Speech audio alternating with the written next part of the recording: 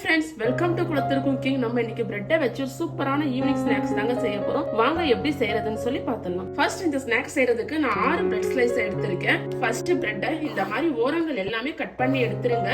இதே மாதிரி எல்லா பிரெட்ஸையுமே கட் பண்ணி எடுத்துக்கோங்க. இப்ப கட் பண்ண இந்த பிரெட்டை இந்த மாதிரி 4 பாதியா கட் பண்ணிக்கோங்க. இப்ப நம்ம எல்லா பிரெட்டையுமே கட் பண்ணி எடுத்தாச்சு. இப்ப வாங்க நெக்ஸ்ட் என்ன பண்றது சொல்லி பார்க்கலாம். இப்ப நெக்ஸ்ட் நம்ம சுகர் சிரப் ரெடி பண்ணிக்கலாம். அதுக்கு 50 கிராம் சுகர் போட்டுக்கோங்க ஒரு பேன்ல. கூடவே ஒரு 1/2 டம்ளர் தண்ணியை ஊத்திக்கோங்க. இந்த சுகர் சிரப்பை நம்ம குலாப் ஜாமுன்கெல்லாம் காய்ச்சுவோம் இல்லையா, அந்த மாதிரி காய்ச்சிக்கிட்டா போதும். இப்ப சுகர் சிரப் ரெடி ஆயிடுச்சுங்க. இப்ப ஸ்டவ் ஆஃப் பண்ணிட்டு இதை தனியா ஒரு பவுல்ல மாத்திக்கலாம். இப்ப நெக்ஸ்ட் இந்த டிஷ் செய்யறதுக்கு சேம் அதே பேன்ல 1/2 டம்ளர் பால் ஊத்திக்கோங்க. இது ஒரு 50 ml பால் இருக்கும். இது கூடயே 100 கிராம் மில்க் பவுடரையும் சேர்த்துக்கோங்க. சேர்த்துட்டு கட்டிகள் இல்லாம இது நல்லா கலந்து விட்டுக்கோங்க. இந்த மாதிரி கலந்ததுக்கு அப்புறம் இது ஒரு 5 நிமிஷம் குக் பண்ணிக்கோங்க.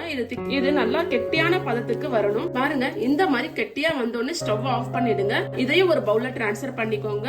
இப்ப நம்ம நெக்ஸ்ட் பிரெட் ஸ்லைஸ் எல்லாம் ஃப்ரை பண்ணி எடுத்துக்கலாம். அதுக்கு ஒரு கடாயில தேவையான அளவு எண்ணெய் ஊத்திக்கோங்க. இப்ப ஆயில் நல்லா ஹீட் ஆயிடுச்சு. மீடியம் ஃப்ளேம்ல வச்சுக்கோங்க.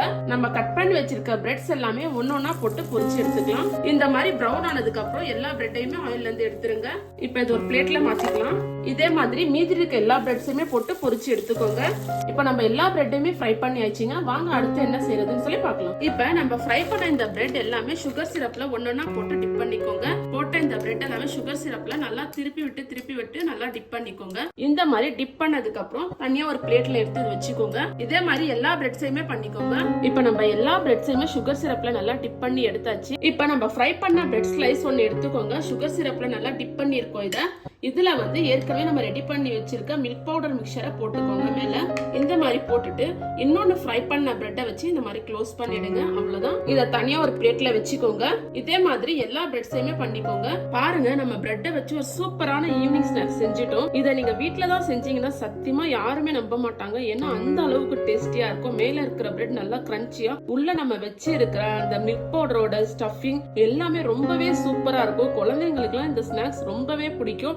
நீங்க ஒரு தடவை வீட்டுல செஞ்சு கொடுத்து பாருங்க. எந்த கடையில இருந்து வாங்கிட்டு வந்தீங்கன்னு தான் கேட்பாங்க. நீங்களும் இந்த மாதிரி செஞ்சு பார்த்துட்டு எப்படி வந்துச்சுன்னு சொல்லி கமெண்ட்ல சொல்லுங்க. மறக்காம நம்ம சேனலை சப்ஸ்கிரைப் பண்ணிக்கோங்க. அப்படியே நம்ம பேஜை ஃபாலோ பண்ணிக்கோங்க. தேங்க்யூ.